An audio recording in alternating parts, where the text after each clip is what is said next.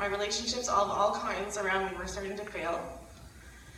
I was a single mom of a 6-month-old, and I was addicted to prescription pain medication. Although I'd been fairly functional up until this point, the guardhouse I had built was about to come crashing down. I knew there had to be more to life than what I had been living. I decided to reach out to an old friend of mine who had also struggled with substance abuse. During that first week of sobriety, my friend started sharing with me the good news of Christ's purpose on earth. And I started believing that Jesus was who my friend said he was. I can remember sitting down and praying, God, I know I'm not living right, but I believe that you sent your son, Jesus Christ, to die so that I could be set free from my sin. Jesus, I want to receive you in my heart. It was like a veil was lifted.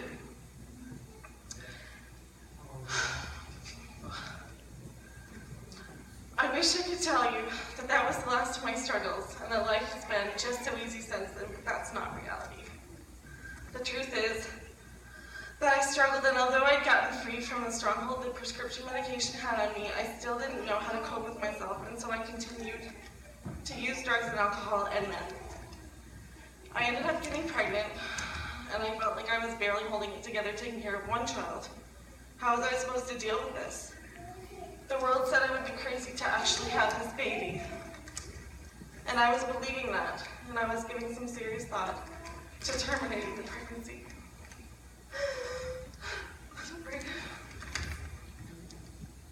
But the Lord was speaking to me.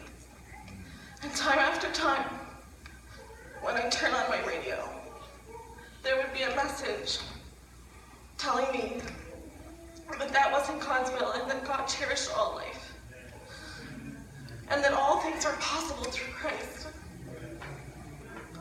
And I was so scared about what people would say and think. But I wanted to follow the Lord.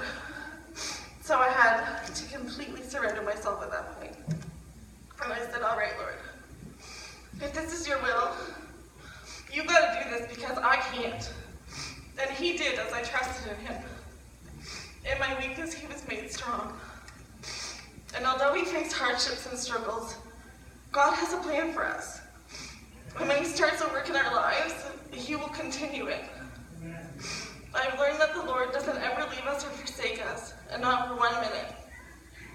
There's not one thing we go through that he doesn't know about, and he wants to lead and direct us in all things. And all that acceptance I was always searching for, it was given to me long before I was ever born. He gave his life for mine. All I had to do was receive it. And now I'm complete in Christ. And he calls me his beloved child. And he tells me that he's well pleased. Amen.